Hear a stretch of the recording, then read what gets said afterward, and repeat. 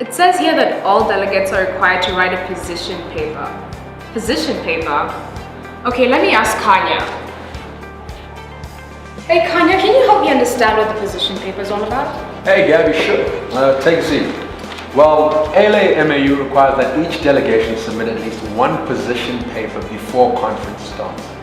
In summary, it's an essay detailing your country's policies and stance on the topic being discussed in your committee. So writing a position paper has got benefits both for yourself as a delegate and for the committee as a whole. Personally, a position paper will help you organize your ideas so that you can share your country's stance on the topic with your whole committee. After you've written your position paper, it'll be very, very easy for you to prepare meaningful speeches for the conference. Okay, and you mentioned these also benefit for the committee at large? Well, yes. Committee chairs ask for delegates to submit their position papers prior to the conference so that they may read them and get a feel for the direction the debate will take. Thereafter, this will allow the committee chairs to plan adequately ahead of conference and know how to facilitate the conversation. Oh, I get that, which makes me ask, how do I write a position paper? Writing a position paper might appear to be a daunting task, right? But with enough research, you'll find that writing a position paper will be relatively easy. At ALAMAU, you've been provided with a study guide to help you create a focus on the topic. So please make sure to consider the questions from the study guide as you write your position paper. That makes me wonder, how does a sample position paper look like? Well, position papers are typically 1 to 1.5 pages in length, right? And a typical position paper should be broken down into 3 parts or sections if you'd like. Firstly, it should include a brief introduction into your country's history in relation to the topic and to the committee at large. Secondly, your position paper should clearly show how the issue affects your country.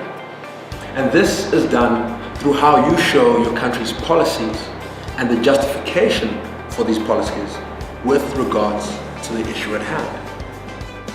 And a very effective way to create some credibility for your policies is to include direct quotations from your country's leaders about the issue, as well as statistics to back up your country's position. It's highly advisable that you make reference to any conventions or resolutions that your country has signed prior that relate to the topic you're tackling. This could also be AU actions that your country has supported or opposed. So what is the third part of the position paper?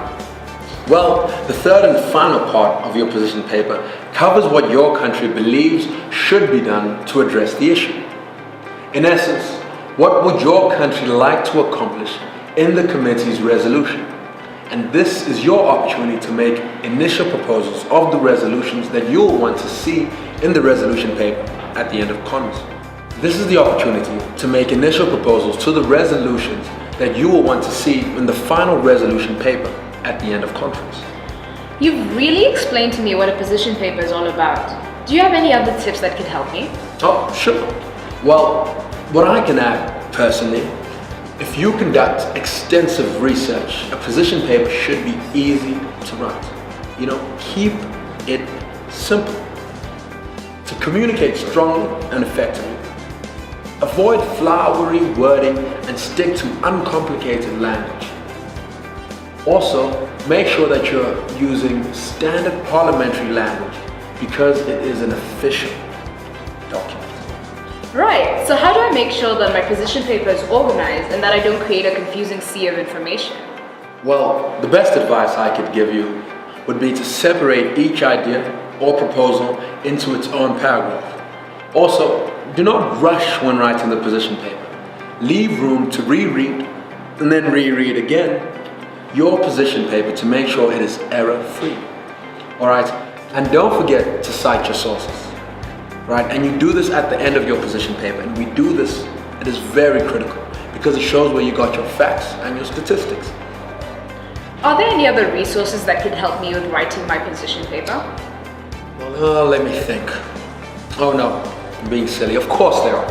Alright, well, besides the ALAMAU study guide that you're provided with, you can also conduct your own personal and extensive additional research. You could search for many online sources on how to write a good position paper.